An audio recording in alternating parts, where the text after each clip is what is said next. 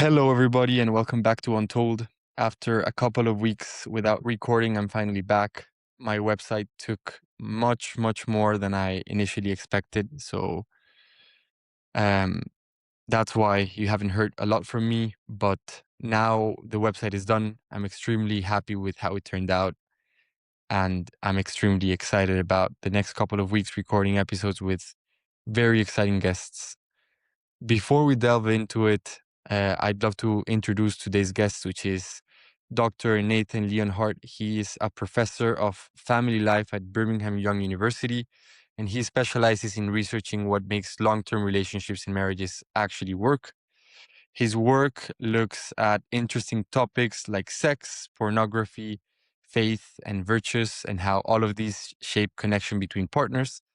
And in our conversations, we delved into the importance of good sex in committed relationships, shifts in how people are looking at relationships nowadays, and much, much more. It was a great conversation. I truly enjoyed it. And with all that said, here is Nathan. I hope you enjoy it as much as I did. Does good sex precede a good relationship? Hmm. Yeah, so in our particular paper, we did find more evidence for sexual satisfaction leading to relationship satisfaction than the other way around. That doesn't mean that there's no connection of good relationships leading to better sex or anything like that. There's plenty of research out there showing that. We were able to use a little bit more complicated analyses in a really great sample, naturally representative sample of couples following them over a few years. And I think the best way to look at it is we found stronger evidence for sexual satisfaction leading to better relationship satisfaction over time. And I personally found that a little bit surprising, where there's plenty of research suggesting it's bidirectional, they are influencing each other. But the more that I thought about it and sat with it, it does make sense that that could be a stronger relationship, mainly because within a marriage, there's, in the vast majority of cases, an expectation of exclusivity when it comes to the sexual relationship, which means that you can't have your sexual desires fulfilled outside of that particular relationship. So, in so many ways, sexuality is such a critical component of marriage, in comparison to other areas of a marital relationship. So, it makes sense that that area would be so important, particularly for linking to a better marriage over time. And then what would you say is essential? What are the other essential aspects to having good relationship satisfaction? If Mhm. sex is an important aspect of it, Yeah. what are the other areas in which you find marriages hold strong regardless of the sexual connection between the partners? Or is that even possible? Yeah, so there's a lot of research on that subject. A bunch of different frameworks, theoretical frameworks that have good statistical evidence backing them up. One of my favorites is called marital competence theory. It was introduced by one of my friends and colleagues, Jason Carroll, where he breaks down security, virtues, and communication as kind of large domains that help to produce healthy relationships. So, security being things like having low attachment avoidance, low attachment anxiety, being more secure in your attachment system, basically, where when you have a threat to the relationship, you don't have this hyper vigilant response of, oh my goodness, my partner's going to leave me, or a more avoidant attachment being you struggle to feel close with other people. So, a lot of things on the security end there. Virtues, you have things like gratitude, forgiveness, compassion, lots of different factors that link to having a good marriage. And communication is a huge thing that a lot of people have talked about for years. Um, but communication in and of itself typically isn't sufficient. It's usually all of these factors coming together that's going to link to better relationships. Of course. And I assume sexual satisfaction between both parties, if you can call them that way, is an essential part of that um, marital satisfaction, could we call it? Mhm. Yeah. Mm, what do you see in relation to sexual expectation or sexual frequency expectation, um, more especially when talking about, I can imagine a situation in which one of the two partners has a higher expectation of sexual frequency than the other. Mhm. Um, what happens in those situations? Mhm. Yeah. So, generally speaking, with research, I want to quickly caveat that with research, we're almost always looking at averages, right? So you can find a study and it will show you on average that the higher discrepancy there is between someone's sexual desire and the sexual frequency tends to not be related to good outcomes. So to say it more simply, if you are not having as much sex as you want, that tends to be linked with poor outcomes. But you start diving into it and there's a lot more nuance to that because there's almost always going to be some discrepancy between people in a relationship. It's going to be very rare that they're going to be perfectly on the same page for this is exactly how often we want to be having sex. So, what is important is working things out as a couple to figure out what's going to be healthy. And there's all sorts of different things that can be done for that. One crucial aspect can be turning down sex in an effective way. So, for example, if there's a more hostile rejection of sex, that's not going to lead to better outcomes over time. But if one partner is in the mood and the other isn't, and the person not in the mood is able to express, hey, I love you. I want to feel close to you. I'm really tired right now and I'm not quite up to having sex tonight. Can we maybe do it either tomorrow or the day after that? We have a little bit more of a complete schedule and I really want to be close to you in that way. I'm just not up to it right now. You can see that being much different than I'm so tired of you nagging me for sex. Like I'm not interested. You're going to have a very different experience based off of those different types of responses. Yeah, the classic, I have a headache tonight, and you just kind of throw it under the rug, don't really Mm, pay much attention to it. yeah. And I guess that's potentially where this sexual relationship begin to break little by little. I assume that's when communication becomes essential for having a successful relationship. Mm, what role does communication play in all of this, like sexual satisfaction, sexual frequency in relation Mhm. to um yeah, how important is communication in having a healthy sex life? Definitely important. I mean, there's a lot of factors at play, but I just gave you an example right there of uh, communication being more effective, of turning down sex, for example. But there's all sorts of things to communicate about sex. Being able to have openness of being able to say, hey, like, this is something I really enjoy that we do in our sexual relationship. This particular thing in the sexual relationship, this really isn't something that is as effective for me in having me feel good. But maybe there's also discussions of, hey, this is this isn't something that feels as good for me, but I know it feels really good for you. Maybe we can spend a little bit of time focus on having you feel good, and then a little bit of time focus on having me feel good. And you're usually not talking in this manner, like right in the middle of sexual activity, but being able to have conversations before, after, and there's ways, all sorts of ways you communicate during sex, both verbally and non-verbally, that can be effective in just kind of helping each other to have a good experience. So yeah, sexual communication definitely plays an important role. Okay, one of the things that I found most interesting reading into your work was finding that there's potentially a discrepancy between which of the two partners is more important to be having a positive sexual interaction in the relationship. Is there any difference between or anything to keep in mind when considering if it's the man or the woman who needs to be having a positive sexual relationship? And Yeah. So once again, it depends on kind of the subject matter because when you look at just kind of broad measures of sexual satisfaction, reports how satisfied you are with your sexual relationship on a scale of 1 to 10, 1 being bad, 10 being good. You're going to miss a lot of the nuance in some of the gender differences between men and women.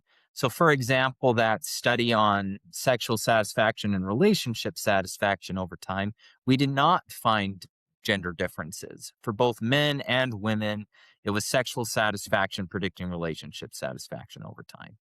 But then you get into other subjects, for example, I think the study you're referring to that I did was specifically focused on orgasm. And there's a lot of gender differences, particularly in mixed sex dyads. So relationships between men and women when it comes to dynamics surrounding orgasm for a variety of different reasons. But in one particular study that I did, we were able to see that, interestingly, women's orgasm consistency was a stronger predictor of sexual satisfaction for both men and women than men's orgasm consistency. And there's several different potential explanations for why that could be. One is just in general, men tend to have such consistent orgasm that there's not a lot of variability in it. So it's not often a very good predictor of things. But with women, there's a good amount of variability in how often they're having orgasm. But interestingly, men tend to report better sexual satisfaction the more he thinks that his wife or romantic partner is having orgasm. So there is definitely some unique gender differences on that front. I think it's interesting there that you caveated the more he thinks Hmm. uh, his partner is reaching climax. Is that Right. did you caveat that for any particular reason? Yeah, because there's a discrepancy between how often she's actually having orgasm and how often he thinks she's having orgasm.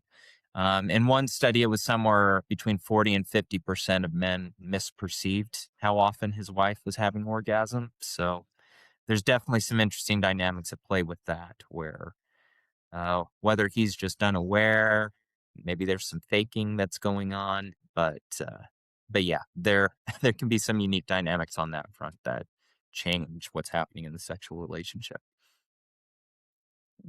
Is there a likelihood that women are choosing to pair bond with the men that are demonstrating better sexual prowess in bed? Hmm. Mm, or and why do I ask? The reason why I ask is because when going through your research, you or part of the findings of this main paper we're discussing, which is the one on sexual satisfaction leading to relationship satisfaction, shows that there's a to some extent a unidirectional Mhm. um, relation between these two, Yeah. um, meaning sexual frequency and like high sexual frequency and high sexual satisfaction are more likely to lead to relationship satisfaction, right? Mhm. So I wonder if couples that from early on have high levels of sexual satisfaction are more likely to remain coupled or Hmm. just be coupled altogether. I mean, it certainly plays a role, like many other things do. Um,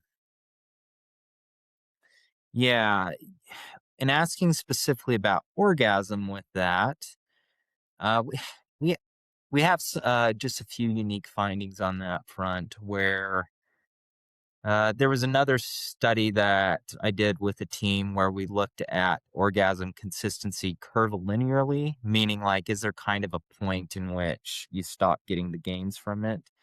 With men, it was more of a linear relationship where the more consistently he was having orgasm, the happier he was with his sexual relationship.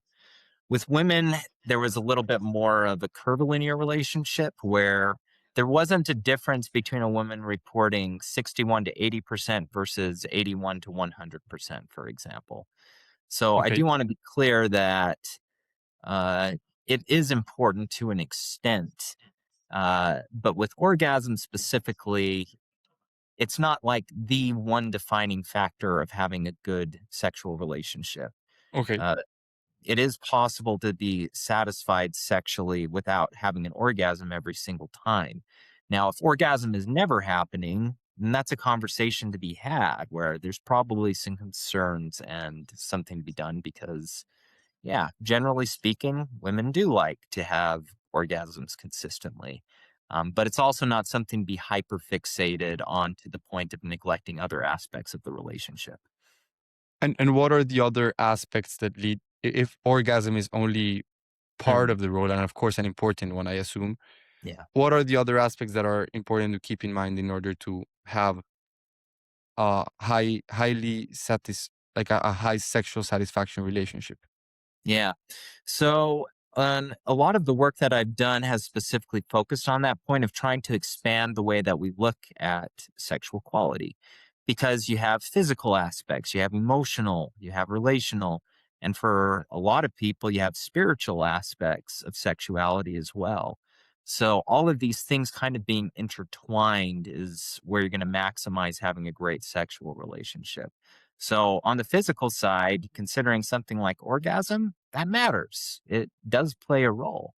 You also want to consider factors like belonging, growth, meaning, emotional security, being motivated to meet your partner's sexual desires. And for a lot of people, having transcendent spiritual type of experiences with sexuality is something really meaningful. So there's just a lot of different facets that go into the sexual relationship beyond just the physical.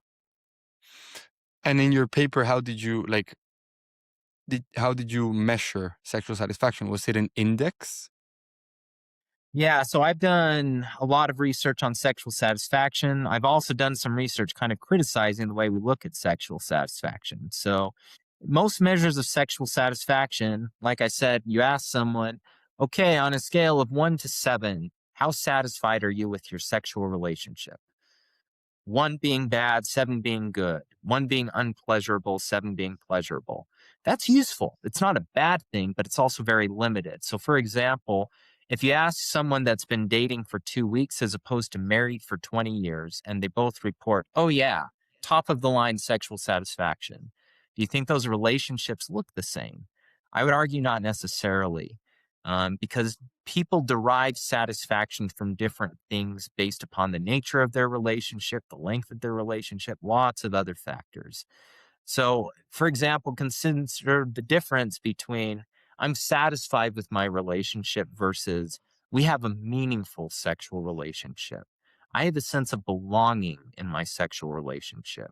Our sexual relationship helps me to grow. We're constantly learning more about each other's bodies and sexual preferences. You start asking some of these more detailed questions, it gives you a bit of a better feel of good versus bad, pleasurable versus unpleasurable, getting a little bit more into factors like that. Okay, interesting. And um, I guess one of the things that initially caught me about your research was your work on how sexual frequency plays a role in all of that satisfaction aspect. Is Mhm. there any insight into what's an ideal sexual frequency in a relationship? Yeah. So this is interesting where once again we can talk averages. Um, some wonderful colleagues of mine did a study looking at sexual frequency and just satisfaction. And they were able to find that having sex once a week was kind of considered that ideal sweet spot. There weren't having sex less than once a week was connected with worse outcomes. But once you hit once a week, there aren't necessarily additional benefits for multiple times a week on average. And I really want to emphasize that on average piece because that's informative. That suggests, there should be some measure of regularity when it comes to having sex. Now, that doesn't mean that we get overly prescriptive and say, hey, you couple that I don't know anything about, you need to be having sex exactly once a week. And that's how you're going to have the best relationship. We can't do that. We can't be overly prescriptive from couple to couple because every couple is a little bit different. So it really does come down to having conversations with the person you're in a relationship to figure out what's best for you. If you're having sex once a month or once every other month, maybe there is a conversation to be had of, this is a really important part of our relationship. Is there something that we can be doing maybe to have sex a little bit more frequently in order to maintain and keep this as an important part of our relationship? But it can't come with coercion. It can't come with being overly pressured. It should come with honest care, um, communication, and figuring out what's going to be best for that particular couple. Um, yeah, truly the best expert on your sexual relationship is your spouse or the person that you're in a relationship with. That doesn't mean you can't learn helpful things just kind of from reliable sources. But at the end of the day, every couple is going to be a little bit different in what works for them. Of course, that makes complete sense. And one of the things that I really think about from time to time is I think it's quite easy early on in a relationship to have a good sexual relationship. Mhm. When hormones are high and like there's a lot of novelty to be explored. Mhm. What have you found out about how marriage changes sexual behaviors between couples? Yeah, so there's definitely a lot of interesting work on that because there's a very pessimistic finding out there that will show you that on average, as relationship length goes on, there tends to be a slight decline in sexual satisfaction over time. Like that is what happens on average. And some of my own work, however, been able to show that we're missing a lot of information just by looking at the average. Uh, because there's a high percentage of couples that report consistently being satisfied with their sexual relationship over time, getting into midlife and beyond. So there's definitely some complexity there in realizing that, yeah, while on average there might be a decline, there's a lot of people that are maintaining very fulfilling sex life over time. And with that, certainly a lot of factors that go into it, but a lot of times there's an argument that people start to find fulfillment out of other things. So, yeah, first being married, there's a lot of novelty. Everything's very new, a lot of hormonal excitement, if you will. And then over time, maybe some of that starts to go away, and there's a requirement for a little bit more intentionality surrounding it, where, okay, like, what are we going to do to continue to find ways to grow together and find a sense of meaning in this? And also, you just get to know each other better. And in so many ways, that can actually bring added fulfillment where it's like, oh, at the beginning of this, we didn't necessarily know what felt best to each other. Now we know each other really well, and we can be able to capitalize on that of, oh, I know this particular way of doing things is something really fulfilling for you. And then there's also added complexity of bodies are always changing. So there's some level of excitement of constantly being able to rediscover each other based off of life transitions, based off of just kind of the natural passage of time. Um, we're not the same people today that we were yesterday or a month ago. We're pretty close, but we're constantly changing. So it constantly is providing new opportunities to rediscover each other and keep things interesting in a way. So finding that balance of both familiarity and novelty is something that can still be managed in long term relationships. Would you say that most of that change comes from an emotional and psychological Mm. perspective? That's Or what some is people there, say. Yeah. Oh, sorry. Go. You can go on. Well, the rest of your yeah, question. no, continue. Sorry. Oh, good. Yeah, so that is an argument that a lot of people make, and that's why we lose so much information just asking basic questions like, "How satisfied are you with your sexual relationship?" Okay, I'm a 10 out of 10. Been dating for 2 weeks. I'm at 10 out of 10 been married for 20 years. Like, those relationships likely look pretty different of what people are finding to be satisfying and fulfilling. Not necessarily in every case, but often the case. But yeah, often I'd say that kind of the stereotype is an earlier relationship. There's a lot more focus on physical sensation, um, pleasure, excitement in that way. But you get married and you're in a relationship a long time, there's a decent chance that there's a little bit more meaning attached to things, kind of this deeper relational richness that comes from just coming to truly know a person for an extended period of time. So yeah, there's a good chance that people are kind of deriving quality sex from different factors over time. That makes complete sense. For those couples that have been in a relationship for maybe 10 years, maybe shorter, maybe longer, Mhm. that struggle with, let's say, give some, um you could call it spice up the relationship. Is there any research on what are interesting ways to improve or incorporate novelty into a sexual relationship? Um, well, there's certainly a lot of ideas out there. Um, as far as the research goes on that front, I can't say I personally have dived into that as much, so I'm hesitant to speak as kind of a research authority Mhm. um, on some specific ideas on that front. I guess one thing I can specifically speak to that I have done quite a bit of research on is the subject of pornography on that front, because a lot of people throw the idea out that that is a way to spice things up.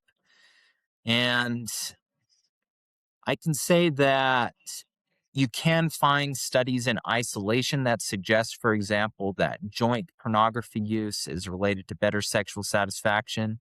Looking at the whole body of literature, however, I would give some very strong cautions to that. As I wrote a review paper, basically, kind of highlighting the challenges that we have in pornography research and some of the things we're missing on that front. I personally would argue, and I think there's good research to back this up, that pornography is congruent with shorter term sexual outcomes. And it might bring about kind of a temporary thrill and sense of excitement from changing things up a little bit. However, in all the research I've been able to observe surrounding pornography and just at a theoretical level, I don't think that there's a way to avoid objectification when it comes to pornography use, which is basically viewing someone as being a sexual object, separating their identity from their sexuality, which is not a thing for a long term relationship. So, yeah, while there might be a temporary thrill from that, uh, the long term costs, I would say, I don't think they can be avoided with any type of pornography use because of that inherent objectification within its messaging. Um, This is not entirely related to pornography, but would yeah. you say that viewing sex as a transaction or as a need that one has is wrong? Hmm. Yeah, that's an interesting question. I've got a few thoughts on that. So first off, the word need is a very interesting one, and you'll see that word pop up in research literature talking about sexual needs. And in occasional research articles, just based upon using common terminology, I've maybe used that word before in some of my research. On a personal level, I don't think that that is the best word for it, simply because of I think it suggests a s I think a better word would be something like desire or appetite. There is a very strong pull, but it's fundamentally different, for example, than the need to eat or the need to be loved. Those are things that are fundamental needs in order for us to survive as humans. And while sex is necessary for reproduction and keeping the population, right? You could go your entire life without having sex and you would survive, right? So I do think that there is a distinction that's worthwhile to be made between that. Obviously, sex is a wonderful thing. There's a strong drive towards it. It's an appetite.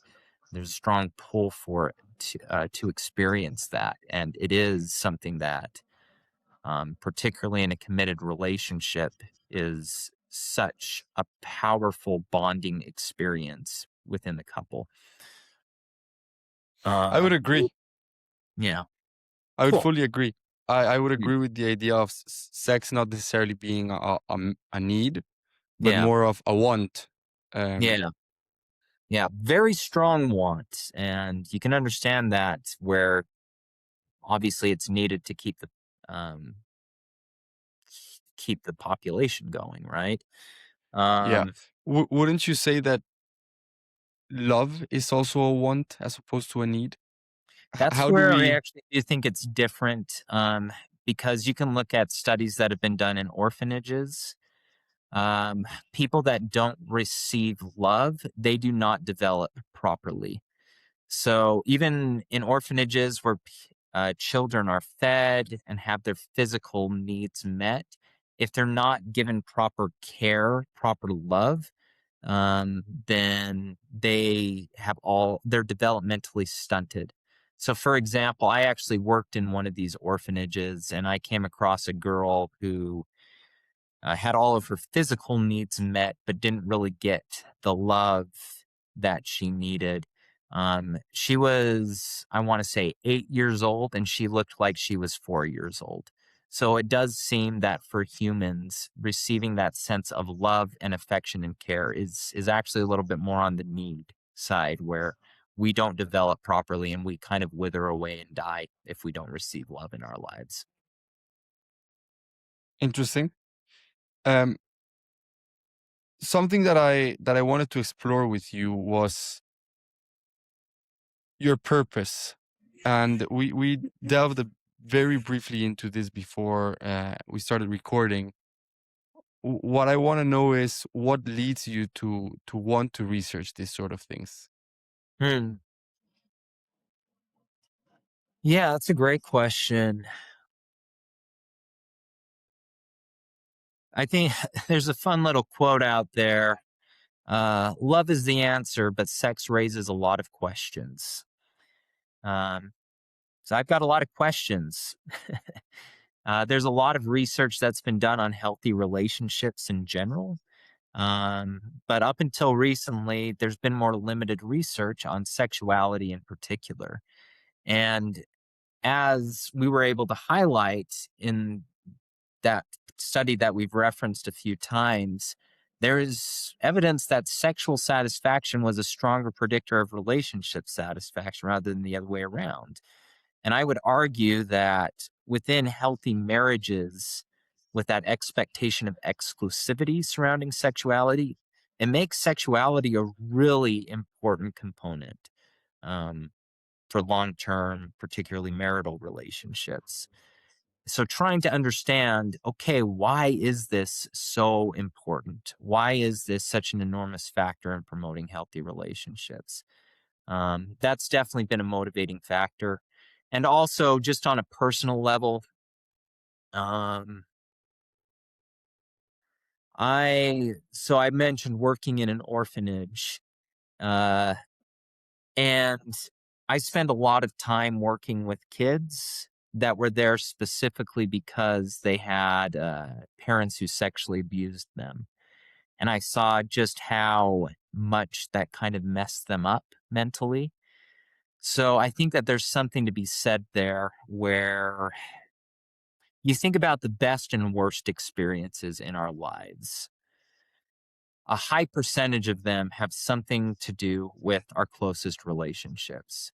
And then this hasn't been studied as clearly, but I would argue that oftentimes the best and worst experiences in our closest of relationships have, particularly on a romantic level, have something to do with sexuality.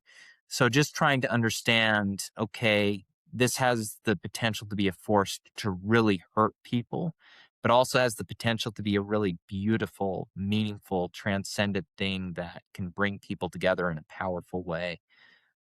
In general, I'm fascinated with the best and worst of experiences that life has to offer.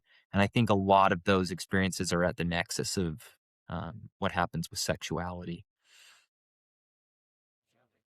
That yeah, I mean, yeah, and that's very deep what you said there. It resonates with me because I do think that the way we expose ourselves to our sexual partners, or which for most people I think are chosen sexual partners, but for those like the kids you were mentioning, it's unchosen sexual partners. Hmm. Um, you open up yourself in a very vulnerable way, Yeah. um, and it's something powerful and with the potential of do a lot of good, but also in that sense harm.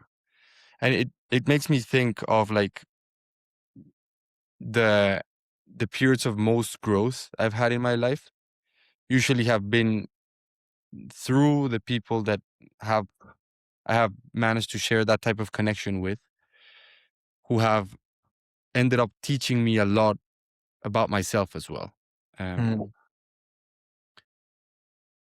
Hmm. Nathan, another thing that I wanted to ask you is, what's your view on the current state of relationships? Hmm. I think that there's a lot of fear. I think that there's a lot of people that are more afraid of divorce than they're drawn towards marriage, if that makes sense. Marriage rates are going down. Um, Divorce rates have kind of stabilized, but that's in large part due to the marriage rate lowering. Just in general, in a lot of my research, it suggests that there's a lot of people who are very afraid to get married. A lot of people view marriage as just kind of a capstone. I need to figure myself out. I need to figure everything out in life before I'm ready to get married. And there is some value to it, but we're kind of losing the vision of a cornerstone approach to relationships and marriage of, okay, I'm going to commit to someone and we're going to go through life together and build something beautiful out of this. And hard times are going to come, and we're going to work it out. We're going to work through the hard things and be able to grow as a result of that. Just in general, I mean, it's tough. You have some real complications with divorce, for example, where you have people who stay in relationships too long that are extremely unhealthy and abusive and they should leave. You also have a lot of people that are giving up on relationships too early. And that's a major concern I'm seeing as kind of a growing trend. People losing the necessary level of commitment to give the perspective to withstand hard things. Because there's something fundamentally different about being with someone that you're committed to as opposed to, yeah, you're good enough for now. But if someone better comes along, like, good luck, like, we're off our way. Like, there's something that I think is unhealthy about treating others as casual partners and also fundamentally treating ourselves as casual partners. I don't think in the I don't think we're generally built for that as humans. Um, when you find someone that you have similar values to, you want to build a life with, and you kind of anchor yourselves to each other, there's going to be some discomfort because that person is going to show a mirror up to you in ways where you're going to be forced to confront some of your imperfections in ways that you weren't quite able to see before.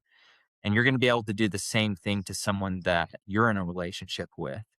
And then that's where the test comes of seeing, okay, now that we see each other more fully and truly, are we still going to be committed to each other and be able to work with each other in still loving each other and building a life together based off of this? Um, I think another huge concern I see with relationships, this is just in general, due to fear, struggling to find the appropriate level of vulnerability based off of the progression of the relationship.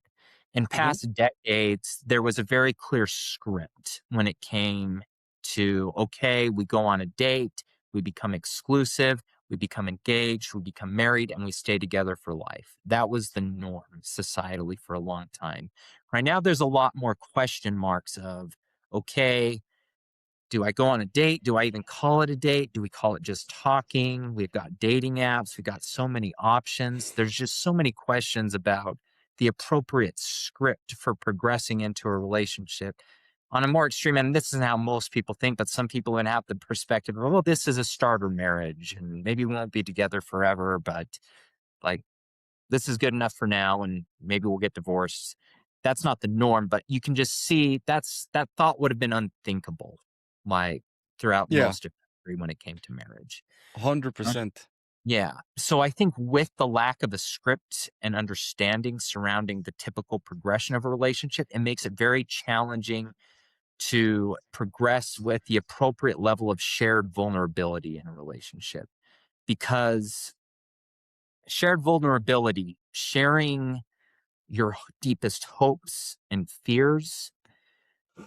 With that, you're giving people the power to both protect you and exploit you. And with a lack of a clear script, helping you understand which level of disclosure is appropriate, you have mistakes that happen both ways. You have people that disclose that are too vulnerable too early. Hmm. And I argue people having sex too early in a relationship is a great example of that. But also just disclosing too much of yourself when there's an insufficient level of commitment, and then that person leaves you or that person betrays you, that's going to lead to some major hurt and some jadedness surrounding relationships. And then what happens is you have a pendulum swing where maybe with the next time with a relationship that is healthy, you progress in the relationship, but then you're scared to be vulnerable and that limits the progression of the relationship. So, just in general, I think the lack of structure and commitment surrounding relationships is leading to some real challenges of the appropriate level of progression and shared vulnerability. I think that's leading to some major challenges societally in how people are approaching relationships. I fully agree. I mean, I'm kind of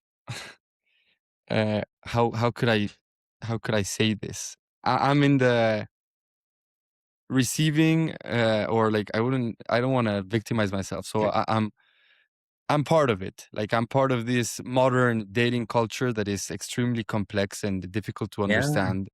And it's what you said. You have all of these new terms. So like, oh no, we went on a date and now we're talking, and then the week after you're not talking, and the week after you're like in a relationship, but it's also not a committed relationship. Yeah. Very very complex. And Mhm. I really resonated. I mean, you mentioned it in the beginning, like before we started recording, that part of the reason why you um, are researching this marriages, sex, is because there has been a very evident change in recent years, and it's Yeah. something that concerns me. I guess on a to some extent on a personal level, but also on a societal level. Mhm. Birth rates are declining. People are no longer pairing up. We have the loneliness epidemic, I think they call it. Young people are less and less kind of spending time with each other and deciding to get married. So I mean, I honestly have a lot to talk about here. Mm. um when you first and I took a few notes just because otherwise I knew I was gonna lose them. But when you first started mentioning this, I you mentioned about how we kind of many people want to settle down and have everything figured out Yeah. before they choose to settle down, Yeah. um, before they choose to find the partner to get married. Mm. And I think that's kind of backwards of how things used to be. Right. Yeah, the Um, typical script was you finish high school, even questionable whether you need to go to college in order to get blue collar job, get married, start having kids, and support a family. Very and you clear figure it gender role. out. Yeah, and you figure it out. And to be clear, there's a lot of good things with more flexibility, right? There's some complexity there, but there's no question that there's challenge of navigating less structure with so many possibilities. And my parents is my family history is basically this. My parents got um, married super early. Uh, kind of, I guess society has changed a lot. Back in the day, they were forced to get married Mm, because my mom got pregnant from my dad, mm, and therefore they ended up getting married early on. And my dad was not even out of university at that point. Um, so it ended up being very much of a okay, we have to figure it out because we have a kid on the way. yeah. Which nowadays, if you told that story, if you told my parents the story, it would be seen as a tragedy. And don't get me wrong, it was kind of 45 years ago, but it's kind of unquestionable now. I think people have a lot of freedom, which again, in line with what you said, freedoms are a good thing. But Mhm, if you had the same story right now, most likely thing is my mom would have aborted my older sister, and mhm. I and then you don't have a family, and they've been married now for 45 years. You don't know if they would have quit before even starting Yeah, if things wow. were different. Yeah. Um, and it makes me think of this analogy. Maybe you've heard it. I heard it from a different researcher who was in one of my favorite podcasters, which is the idea of when you're trying to figure everything out before you get married, it's like trying to buy a lamp for your apartment that's fully furnished, you know? Mm, So your husband or your wife would be that lamp, as opposed to buying an apartment, buying a lamp, and then furnishing everything around the lamp, yeah. which is much easier, you know? When Yeah. you already bought all the sofas, the tables, you need to find the lamp that fits all of the other details of your apartment. Mm, On the other hand, if you find the lamp that you like and you hadn't bought anything else in your apartment, you just yeah. begin to build your life around that. So Yeah. it's something that it's how things used to be back in the day. Of you Yeah. would build your life surrounding your marriage, Mhm. and I mean, you and I and no one is an authority to tell people how they should live their lives, but it is a thing that the way that things work or are working around you impacts your behaviors towards how you Yeah. take on life. So if people were seeing more Definitely. people get married from early on and take on from relationships from a young age, Yeah. potentially it would be more prevalent and more common in our society. So that's one of the things that I thought about, like the I don't know how the metaphor of the lamp.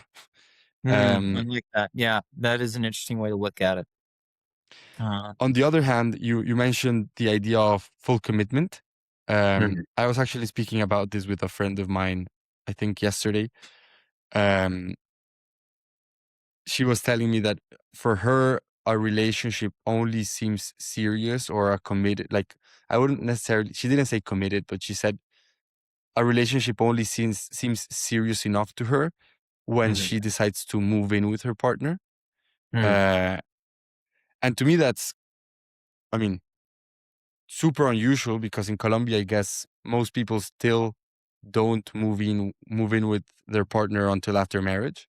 mhm. Would you say that this trend, or maybe it's not a trend, this new way of doing things of Yeah. we move in first, we see how things work whilst we live together, and Mhm. if we have a harmonious relationship, we then decide to get married. Is that is that smart?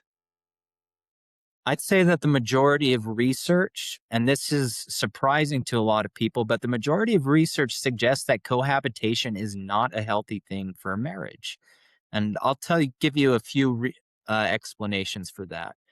Scott Stanley's done some work on this of sliding versus deciding.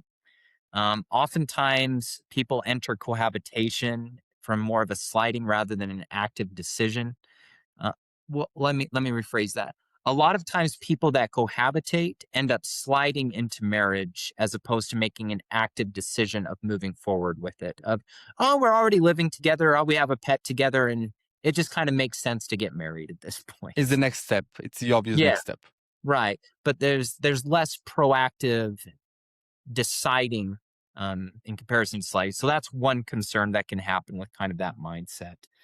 And also, one of the arguments for cohabitation is basically like, okay, like before you buy the car, you need to test drive it, right? You need to go drive the car, make sure that you like it before you end up buying it. Um, that's a faulty. That's a faulty metaphor, in my opinion. Um, because humans aren't cars, for one thing. And also, we have something unique in relationships where it is actually the commitment that fundamentally alters a relationship. So if you approach cohabitation with this mindset of, oh, we'll see how this goes. And if this goes well, we can get married. That is a fundamentally different perspective to the relationship than entering a marriage of, we're in this together. Like you treat someone differently when you're evaluating whether you should stay together with them or not versus the mindset of, we're completely in this together. Mhm. You feel different in the relationship when you know someone is evaluating, are they going to stay with me, as opposed to having complete confidence, this person chose me and is going to stay with me. That You're more act yourself. Yeah, that perspective of commitment fundamentally alters the relationship. So there isn't really a way to fully test drive it until you make that commitment, which is a terrifying thing, admittedly. Um, but that's also why it's so important for both to agree upon it. You get asymmetrical commitment, and there's going to be some major issues. But if you have both come together of, you know what? Life's going to be hard. There's going to be some challenges, but we want the same core things, and we want to build a foundation together that's going to withstand hard times. That is a fundamentally different perspective than, like I mentioned earlier, yeah, you're good enough for me for now, but if someone better comes along, then I'm gonna keep we'll move on. It'll be keep the different. options open. Yeah. Right. It's what I love this idea of Matthew McConaughey. He's one of my favorite actors, and I think he Yeah. says it in one of the interviews I heard him, is that people roam through life with a renter's mentality as opposed to an owner's Yeah. mentality. Yes. Great example. Yeah. Yeah, if you're renting a place, in the vast majority of cases, you're not going to treat it as well as if you own it, right? So, yeah, that very much applies to relationships, I would say. And so I fully agree with that, with what you just said of cohabitation maybe not being the ideal Mhm. um, way to look at marriage. Um, Yeah. how about sex? And Mhm. now we're going back to the Yeah. topic of sex. Yeah. You touched on it a little bit a second ago of sometimes having sex too soon has negative impacts or negative aspects to it. Yeah. Uh, why is that? And how long is the right amount of time to wait? I guess Mm. in on average, again, Yeah. for a couple to decide to engage in sexual activity. Yeah. So there actually is, this is another kind of surprisingly consistent finding in research. Um, but yeah, couples that wait for marriage to have sex report better sexual relationships and better relationships as a whole, better stability, better satisfaction. It's not like an enormous difference, but on average, those that wait for marriage do report better outcomes across the board when it comes to that. And I would argue that the same theoretical reasoning is what we just described with cohabitation. You think about how vulnerable something like sex is, and you consider the difference of the perspective of, oh, I need to do well with this, otherwise my partner will leave me. Or I'm having sex with this person, but if they're not very good at it, I'm leaving them.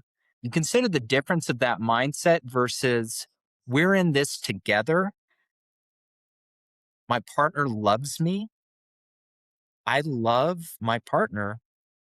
We're not leaving. I can be myself now and I don't have to fear that. But also, I care so much about this person that I want to make sure they have a good experience. That person cares so much about me that they're going to ensure that I have a good experience. And that fear of that performance based fear of abandonment is dramatically decreased when you have that type of commitment. Um, Makes sense. Is there any insight? And I fully believe your data, mm, but my question would be, is it because the people that are waiting to have sex till marriage have less people to compare their partners to? mhm, Um, and I think I once read or heard a statistic which yeah.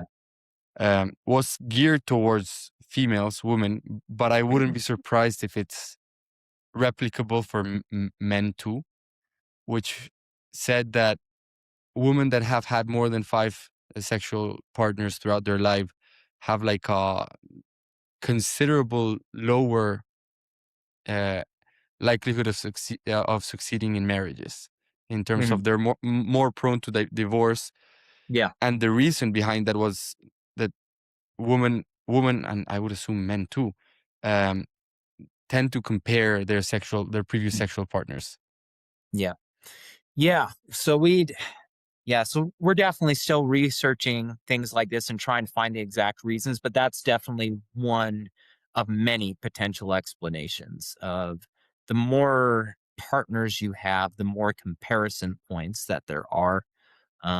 And that can be disruptive. They're also working on a study with some colleagues right now where we're looking specifically at the discrepancy in experience.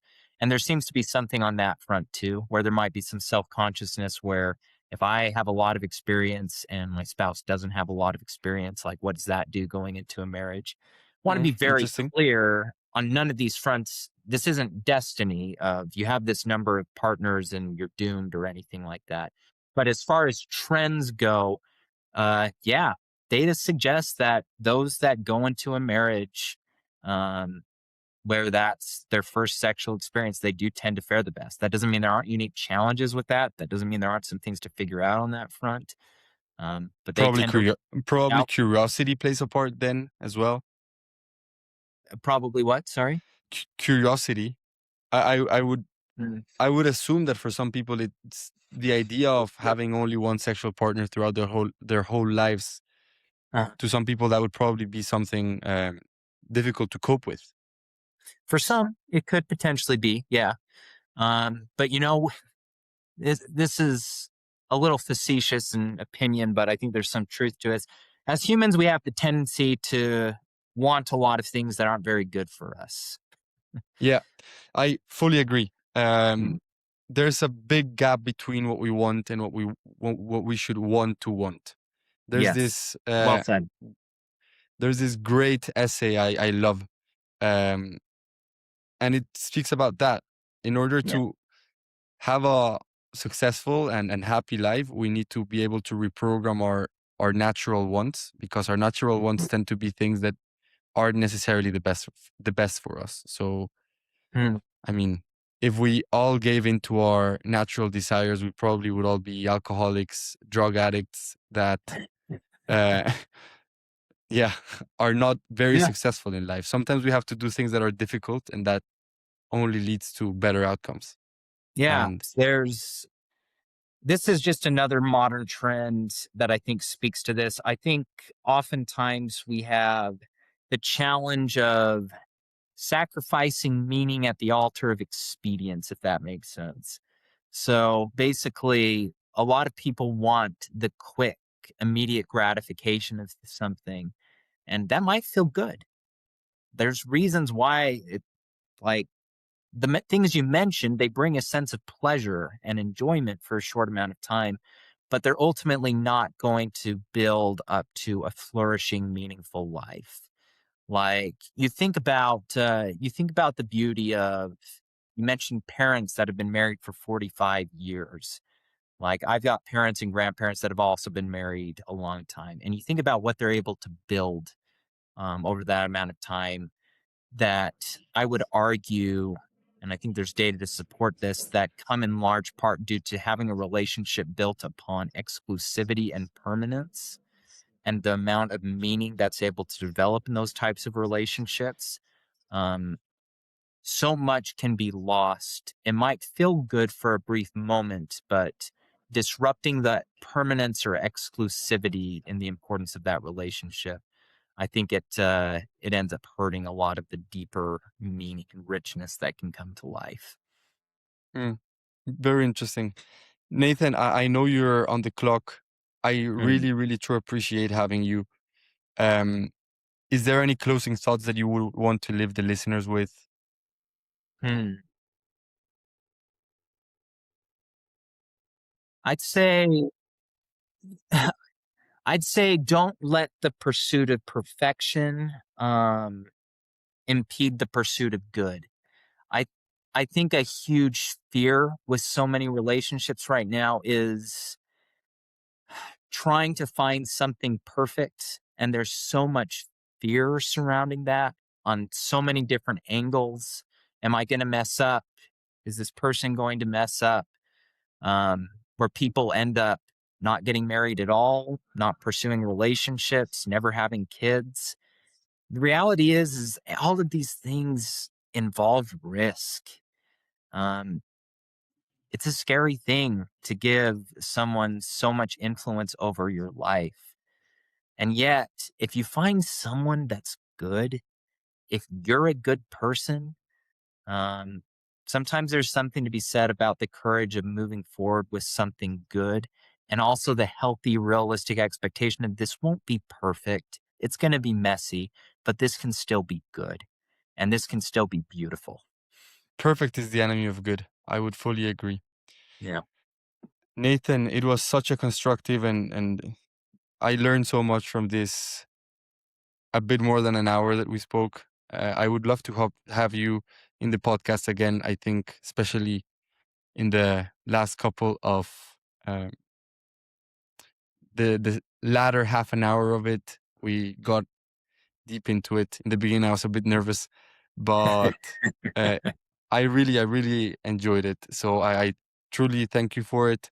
Is there anywhere that people should go and check in with you if they like anything that would be interesting for the listeners to go and check out that you would want to like plug in here? Yeah, you can look me up online. You can Google me. You can find me on something called Google Scholar. You can see all the different research articles I've written. Um, some of them are, many of them are very technical. But if people have questions about them, they're certainly welcome to contact me, and I'm happy to have conversations about my work. So Thanks, Nathan. Have a great day. thanks. Been great talking with you. Thanks for having me on.